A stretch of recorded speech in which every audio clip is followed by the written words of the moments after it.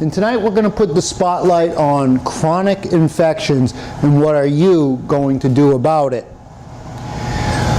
So you know that you have some kind of microbial infection, you know you have some bug because you just don't feel well. You know that something is eating you alive inside. And so maybe you're thinking it's a virus, a retrovirus, a prion, a bacteria, a nanobacteria, a parasite, an amoeba, a mycoplasma infection. And so then you go running off to the best infectious doctors that money can buy, and then they run you through a slew of tests and they can't find the bug. You know, so they check in the blood, and the creature is not in the blood. They check your urine and it's not in the urine. They may check the cerebral spinal fluid and it's not in the fluid. And then a lot of functional medicine doctors like to run a stool test, and I like to run that test, and I'm looking at a patient, I know they have an infection based on their laundry list of symptoms that are very indicative of some microbial infection. And usually that stool test, 30% of the time it may show that you have something, about 70% of the time it goes under the radar. And then in conjunction with all these tests that we like to run, the antibody test. So when your immune system detects this microbial, this alien invader, it will make an antibody. This antibody, it's a Y-shaped thing, and we could see we got a slew of antibodies, and we got the IgG, which is more chronic infections, and we have the IgM, which is more of an acute infection. But understanding that most of us have been exposed at some point in time in our life, so when the IgGs come back, that really doesn't tell me too much. But if the IgMs do come back, we can make a case that you have some microbial infection. And so when we're looking at these lymphocytes, the B lymphocyte needs the helper T cell, and then that is going to make your antibody. So the antibody will attach to this microorganism. And this microorganism, in this case, it's an allergen. So this Y-shaped antibody, the intelligence of the body will attach to this foreign invader, and it will render it useless. It will kill it. It will destroy it. It will disarm it. And so this is the beauty of our innate intelligence.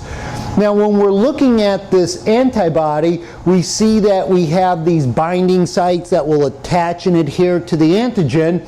But this is the most interesting part, is this variable region, because this is the part that genetically engineers, that genetically codes the way it's going to destroy the bug, the virus, the bacteria, the amoeba. And so this is where God does the work. This is where your innate intelligence does the work. This is the body wisdom, because in it, it has the intelligence to genetically engineer the code to destroy the bug.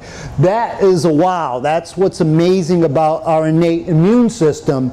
And so when we're looking at these white blood cells, these lymphocytes, we know that they need nutrients. We know how important zinc is in that picture. And so this is the amazing ability of our body to defend itself against any microbial infection when our immune systems are, up to speed, when they're strong, when they become resilient through the right practices, through the right vibration. We also can do DNA testing. This, I forgot the woman's name, but she won a Nobel Prize for the PCR test, this polymerase chain reaction test. And this is basically, you're taking the excrement from the microbe, whether it's a virus, bacteria, a fungus, and so we're looking for a piece of that microbe that we are going to genetically code, and if we match the code to the bug, then we know that you have this infection. And we use this a lot for the more insidious diseases such as chronic Lyme's disease, but it could be for anything. It could be for hepatitis, for herpes, for any infectious disease. But the problem with this test is there's a lot of false negatives. You know, that's because the Lyme bacteria, in this case, Lyme is sparse, and so the sample that we collect, it may not be there, and so then you go under the medical radar, and you know that you have something inside you eating you away, but again, we don't identify the bug. And so when we attract these microorganisms, you have to have a hospital host, you know, for the bugs to proliferate, to gain strength, to build up. And so, you know, this is the importance of understanding how important it is to turn our immune systems on, to rev our immune systems on so we can have a fighting chance of dealing with these microbial infections. There are as many viruses as there are stars in the universe, so we know they're there. So it's not that we're going to avoid them, but if our immune system is up to speed, then we have a real chance of defending ourselves from any alien invader. And so the problem is, you know, when looking for the infection, it's like we're not looking in the right places, you know, and so where do these things hide? They hide in the cells. They hide in the extracellular fluids. The intelligence of these microbes, they hide in the biofilms. They hide in the bones and in the fat. Now, you know, we live in a country where, you know, we have 100 million obese people, and so that's a great feeding ground for these microorganisms. That's an unlimited food supply. So we know that if you're carrying fat, we know you're loaded with these microorganisms. They hide in the glands, they hide in the lymph, and so we're looking for them where they don't live. And so this is where we got to understand that these bugs are intelligent. They are intelligent, shape-shifting, mutating, pleomorphic organisms that have been around for millions of years and know how to survive. They can survive a nuclear holocaust. They can survive space. In fact, in one of the space probes, it shut down the space probe due to fungal overgrowth. So they can survive in the most hostile environments, including the Antarctica. So we got to understand how intelligent, how resilient these bugs really are. So we have to know who our enemy is. So this biofilm, this is the intelligence of these biofilms. We come in with this nuclear arsenal of antibiotics and we try to wipe them out, but that one little strain knows how to proliferate, and it does so with amazing intelligence, and it forms a biofilm, this kind of slime-filled sac that's impenetrable to our arsenal of things, whether it's an herbal concoction, whether it's an antibiotic. These things don't get through the biofilm, and in the biofilm you may have a whole host of bacteria, fungus, viruses, you name it, they're hiding in there as they're building up their resilience, as they're gaining a foothold deeper into you. So these biofilms have to be dealt with, and the biofilms love metals. So it's the metals that allow these microorganisms to communicate.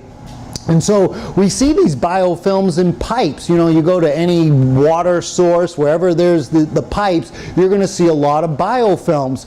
Especially, we also see the biofilms wherever there's been a trauma to the body. So wherever there's been an interference field in the body, wherever we've had fractures, scars, wherever we've had implants, stents, shunts, pacemakers, joint replacements, hip replacements, dental stuff, stuff, amazing. In the dental stuff, we always find these biofilms, and the biofilms can go anywhere in the body, but it likes the trauma areas, and it likes the metals. And so these biofilms become a huge, huge thing. Now, there's been many great scholars out there that have been looking at, the cause of our chronic diseases, our cancers, our heart disease, our neurodegenerative disease, our crippling bone diseases. And in this book, this is The Plague Time.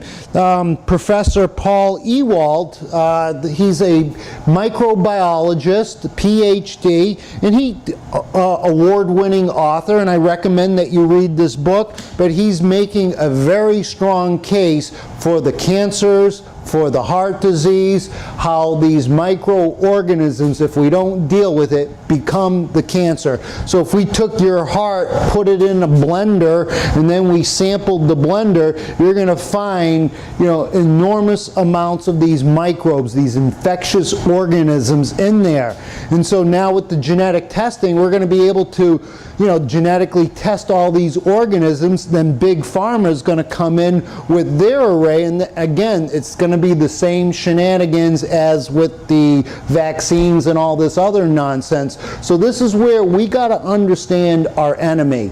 We have to become the chess masters and pick up our game if we're truly going to understand how we're going to deal with these microorganisms, because like I've said, they are resilient, they've been here a lot longer than us, and know how to survive and thrive.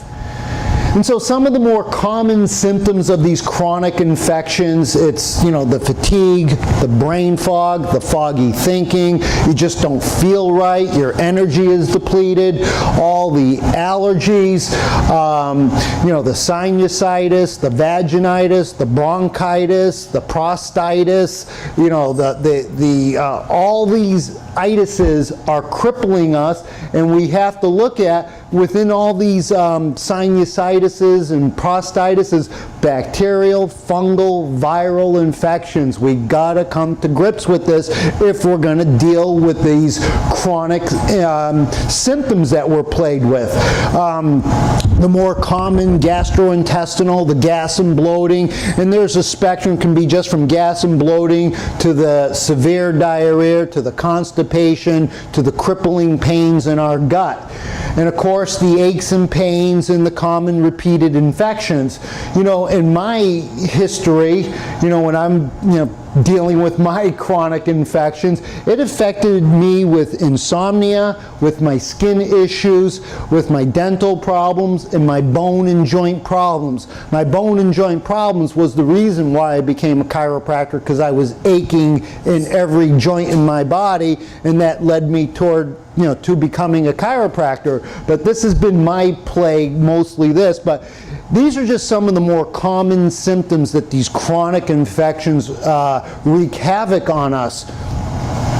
And so when we're looking at a hair mineral analysis, and I think out of all the tests out there, the HTMA gives you the greatest bang for the buck, because we have ways of knowing if we have a chronic infection based on many, many years of research, of practical experience with the indicators for chronic infections. And the first thing that we look at is sodium potassium. That's the most important ratio in all of human physiology, and we know that ratio should be about a 2.5 to 1. When that ratio dips below a 2, we know that we're probably trending towards these chronic infections, especially when it goes below a 1.8. Very slow oxidation. So our energy is tanking, because these microbes, these infectious organisms require, your body requires energy to deal with these things, and so it's burning out our adrenal reserves, it's tanking our energy, and so we see in the slow oxidation. Now, very, very indicative when that calcium-potassium ratio is greater than 100, you could bet the house that you have a chronic infection. When you're in in the 4-low pattern, you can also bet the house and the wife that you're in a chronic infection. And so these are the more, obvious in-your-face type of mineral patterns that we see with the HTMA. And this is why this test really is the greatest bang for the buck.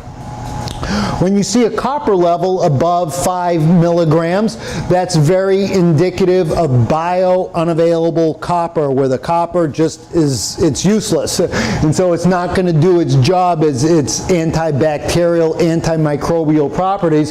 So when we see that high copper above a 5, great indicator that you're walking around with chronic infections. When we see mercury greater than 0.35, that's also a great indicator for chronic infections. Mercury is antimicrobial. This is why they used it to treat syphilis back in the day, the gonorrheas. This is why they actually put it in our mouths to deal with these infections. So when we start chelating these metals out, if we haven't dealt with that infection and we're pulling out the mercury, that will light up that infection like no tomorrow, and we'll call that a serious aggravation.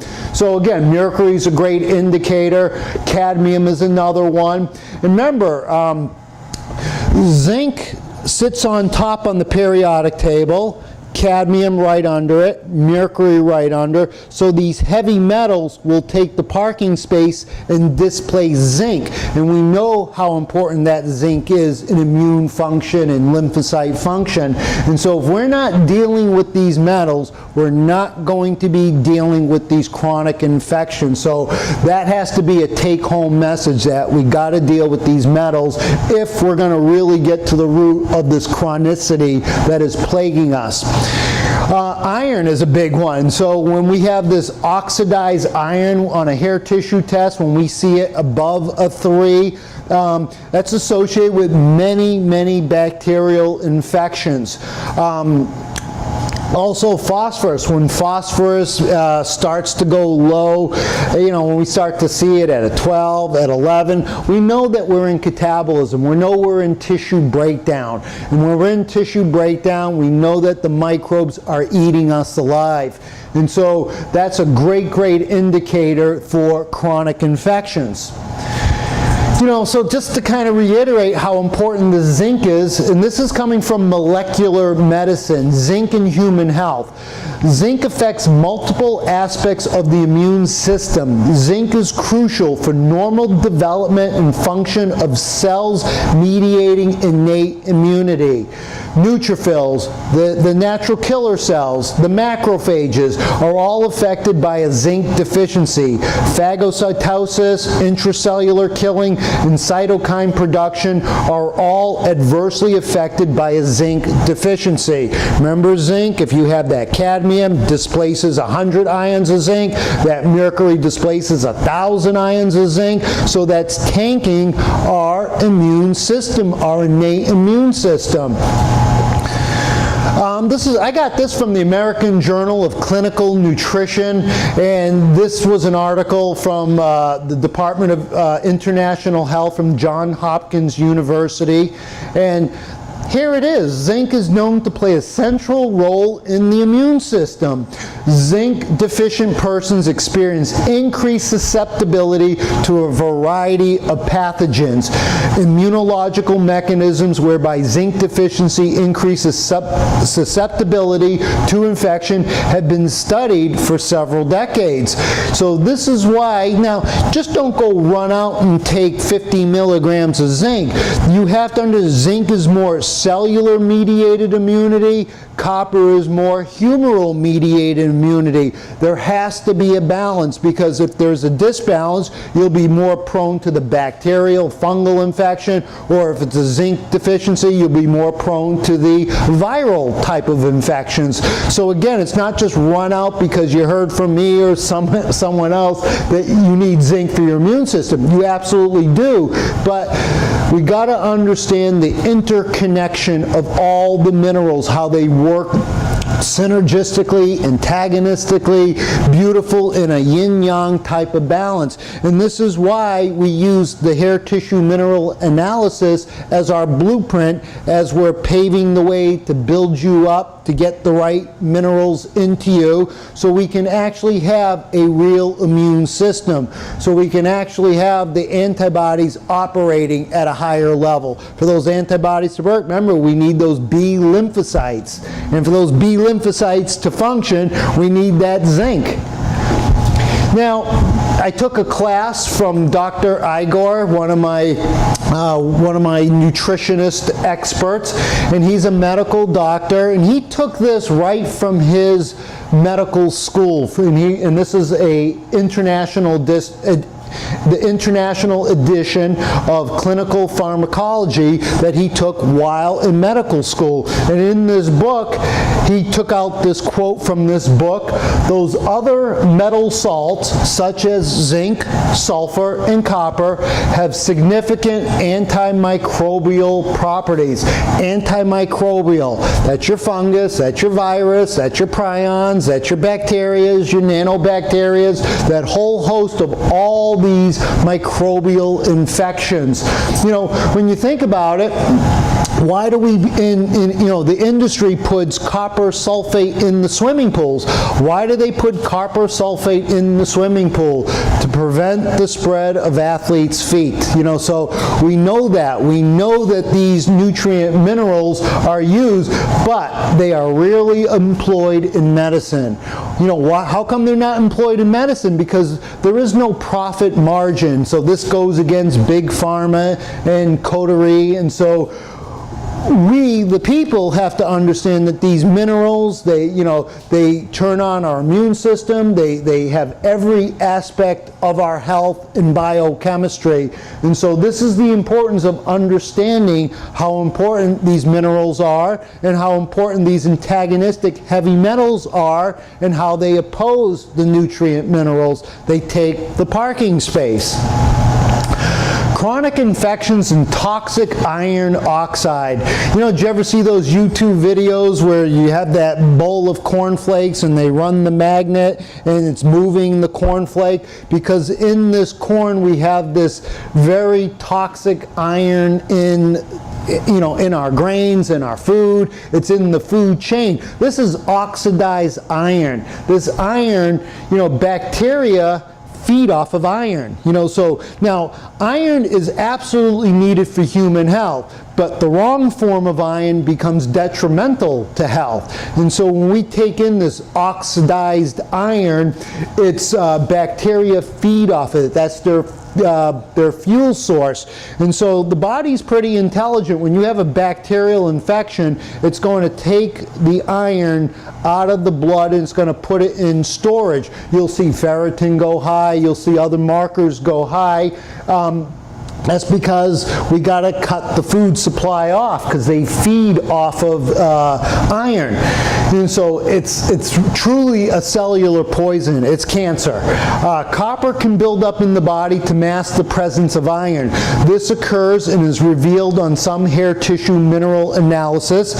The liver and iron. The liver can be saturated with iron, and in Chinese medicine, the liver is the seat of iron. It is associated with our attitude of anger and rage. So the liver should be the jovial, joyous energy, but when the liver becomes offline due to this toxic iron, iron is Mars, so Mars attacks the liver, which is Jupiter, so that when Mars attacks Jupiter, that's bringing in the inflammation, and then that changes that joyous, nice nature.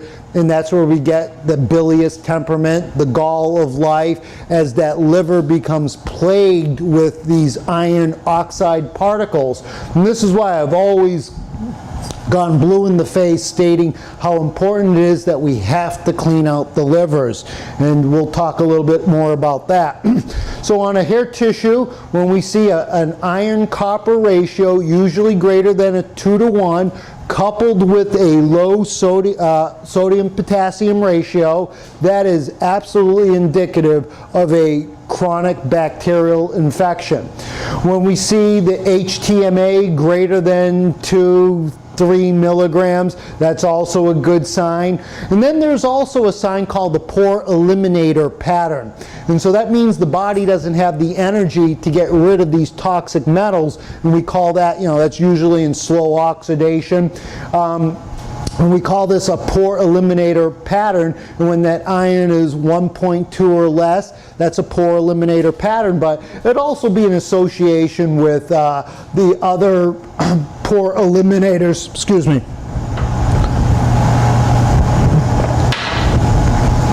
such as manganese, aluminum, and other nutrient minerals that the body just doesn't have the energy to purge out of the body.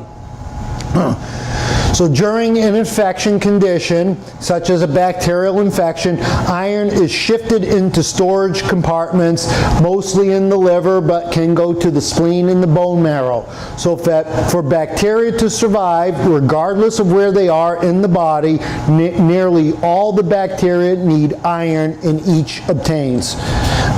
So it needs the iron for its food supply. That's how these bacteria get their food supply. A copper deficiency will predispose any organism, human or animal, to bacterial infection, which is why copper below a 1 on a HTMA is seen very frequently with infections and metastatic cases. So we got to understand this copper, this iron, these metals, how they're really the plague to our chronic infections. And we can go for hours just on copper alone, but copper truly is one of the most antimicrobial minerals that we have. They actually spray the copper sulfate, they throw it in the swimming pools, but they spray the crops with copper sulfate to prevent the fungal infections.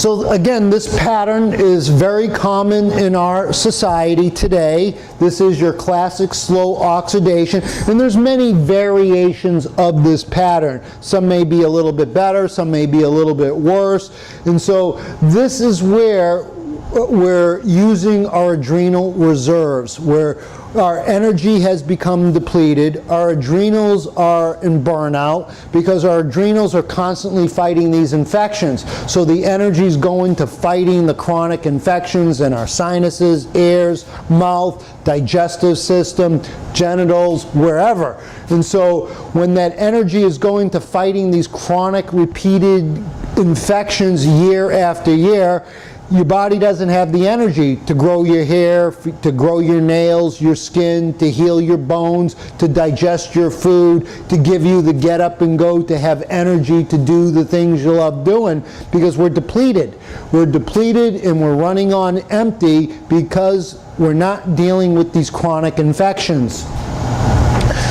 Now, when I talk about energy, frequency, vibration, most patients say, hey doc, you're drinking the Kool-Aid, but we got to look at medical history to really understand energy, frequency, vibration. This is, an area that science doesn't want to look at. Now, one of the most prolific scientist of our day, Nikola Tesla, and it's not the Tesla car, this is Nikola Tesla, one of the most preeminent scientists that has graced our planet with his intelligence, with his humanity, that has really one of the greatest thinkers we have ever seen in our modern day era.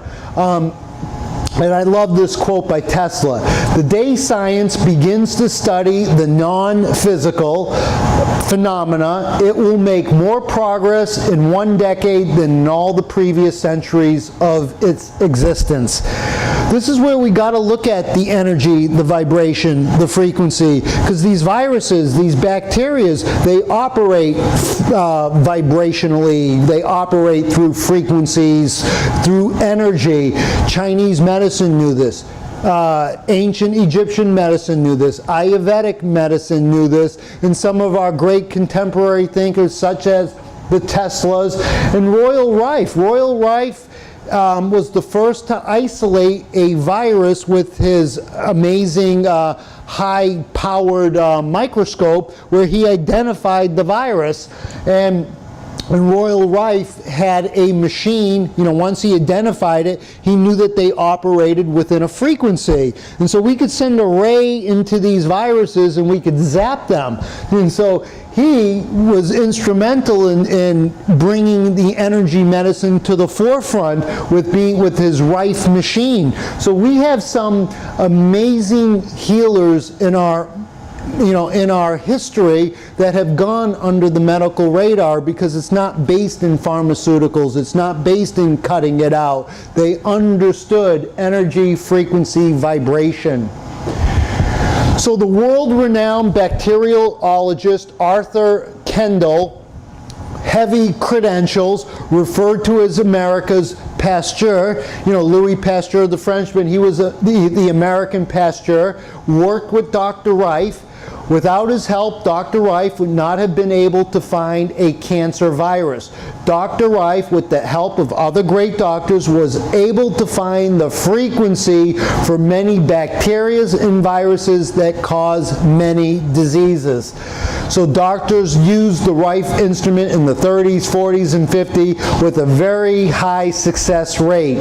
Dr. Rife's technique was first embraced by the medical community, used by many doctors, and then later rejected because the antibiotics showed greater financial promise. So again, we keep seeing this, the pharmaceuticals and the profit-driven medical system when we've had the great thinkers of our day and age bringing the information to us. Another amazing one, Antoine Béchamp, probably destroying his name here, but he was another Frenchman. He was a contemporary. He was a colleague of Louis Pasteur, and he was on the opposite end of the spectrum. And so I'm always saying that it's somewhere in the middle. There are germs, so let's not throw away everything Louis Pasteur said about the germ theory. Let's look at it, with a open mind and see the beauty of what he did bring to the table, but let's look at his equally credentialed contemporary, Antoine, and he was like one of the first to really understand that these viruses, bacteria, are pleomorphic. They change, they mutate, they're intelligent. So he understood this. And so we need to take the two great thinkers in microbiology and find that midpoint. There's a yin and yang, and so we don't want to throw the baby out with the bathwater, and just say, it's not the germs and then it's the terrain. We need to understand both worlds. And another amazing doctor, microbiologist, a Russian, Ilya Mechnikov, he was the one that coined the phrase, change the terrain. And so that's our inner terrain he was referring to. This is another highly credentialed Nobel laureate winner in 1908 that, again, was kind of like the father. Him and Antoine were the father of the natural medicine practitioners because they understood how important the gut bacteria, the gut flora is for our immune system. And so we've seen some of the great scientists talking about it that were heralded in the day, with highly credentials, with, Nobel Prize winning scientists. So this isn't just your naturopath saying this. This isn't just your chiropractor or your herbalist saying this. This is coming from highly credentialed scientists. So what are you going to do about your infections? So I kind of laid the groundwork that we got to deal with these chronic infections, but we got to understand who the enemy is. So we have to pick up our game. And so getting healthy starts at the top. It starts with our thinking. It starts with our attitude. We have to be able to have an attitude that our body's innate intelligence that God gave us can heal our infections. So once we start to, not just believe it, but know it and do everything under the sun to achieve it, it starts at the top. So when we say change the terrain, of course we're talking about changing the gut terrain. But that may also mean you may need to change your marriage. You may need to change where you live. If you live in a toxic environment and you're breathing in, you live by O'Hare and you're breathing in all that stuff, or you live by a nuclear power plant, or you live by a highway and you're battling a chronic infection, you're taking in all the garbage, all the metals and chemicals. So you may need to not just change your terrain, you may need to change your relationships, you may need to change your home, you may need to change your attitude. So something has to change. That is another fundamental. Sleep. If you don't make sleep a priority, you won't heal. It has to be a priority. It has to be, high on your priority list, because we're in this sympathetic burnout. We see that sympathetic pattern all the time. That high calcium, low potassium, that's that sympathetic dominant pattern. So we need to slow down. We need to sleep. We need to nap. We need to create healthy sleeping environments. And I've gone blue in the face talking about how we need to monitor our blood sugar. So I always recommend that you, for 1 month, you check your blood sugar 4 times, fasting, breakfast, lunch, dinner, 2 hours after each meal. Check your blood sugar. If it's not under 100, go back and pull out the carbs that are spiking your blood sugar, because your infections feed off of sugar. Got to get sunshine. We've had a war on sunshine, since the 70s. The sun, the greatest orb in our universe, causes cancer. I don't think so. Without the sun, there is no life on planet Earth. It's the sun that brings us life. So we're fearing the sun. It's when we have all these chemicals within us, we may have a negative reaction to the sun. So we have to have a new appreciation for the sun. We have to revere the sun, and we have to slowly inoculate ourselves to the sun without these creams and all this garbage that we're throwing on us. Again, I've gone blue in the face talking about detoxification. Everything has to go through the kidneys and the liver. At the end of the day, what I see is sluggish livers, stagnant livers, sclerosed livers. I see, the worst livers ever. And our kidneys aren't working. The kidneys are going to deal more with the water-soluble toxins. The liver's going to deal more with the fat-soluble toxins. So if we're not hitting the coffee enemas, if we're not hitting the saunas, if we're not doing the gallbladder flushes, if we're not doing the dry skin brushing, if we're not taking in intermittent fasting to help promote our immune system. So there's so many strategies to detoxification and cleanses, but it has to be as a priority. If we're going to deal with these infections, these resilient bugs, these resilient creatures, we have to up our game, and we have to start hitting the detoxes pretty hard. Now, emphasizing the fundamentals, we use hair tissue mineral analysis as our blueprint. So we're going to try to, we'll be doing tests every 4 months, 5 months, 6 months, sometimes a little sooner. But on average, about every 4 or 5 months, we're doing a hair tissue, because that's our blueprint. We can go from fast oxidation to slow oxidation. We can be in slow oxidation, start dumping a metal, go into fast oxidation. So we have to be able to adjust and adapt to the oxidation rate. So we want to put our nutritional plans together so we can have a blueprint to give you the right nutrients based on your biochemical individuality. So this is a fundamental, and this is why this test is the greatest bang for the buck. We got to build adrenal reserves, and so part of nutritional balancing is emphasizing building the adrenal reserves. We got to have autonomic balance, our sympathetic and parasympathetic. We got to learn how to unwind. We have to learn how to de-stress. We have to learn to really find what is important in life. We keep going on this sympathetic go, go, go, climbing the corporate ladders, climbing the ladder of success to only burn out in the end. bend. We need balance. And so you have to learn how to unwind your nervous system. We got to deal with these interference fields, the concussions, every cut, every scrape, every broken bone, every surgery we have, every time that we have a cut in our body that blocks the meridian. So maybe we need to mud those interference fields. Maybe we need to acupuncture those interference fields. We got to deal with these interference fields because they're causing our nervous system to go offline. We got to have structural integrity. Our bones have to become flexible. You know, we have to understand the importance of structural integrity on our healing journey. Because if we start, you know, having the kyphosis, the scoliosis, the dowager's hump, you know, the lordosis, when our skeletal stuff starts to become off, the nervous system becomes off, the communication becomes off. So we got to understand structural integrity, homeopathic prescribing, energy medicine. You know, Samuel Hahnemann won an award, you know, from the Queen or President or King of France in the, I think, late 1800s for stopping a cholera epidemic with 2 or 3 homeopathic remedies. Energy-based medicine. Again, energy, vibration, frequency. Adjunctive therapies.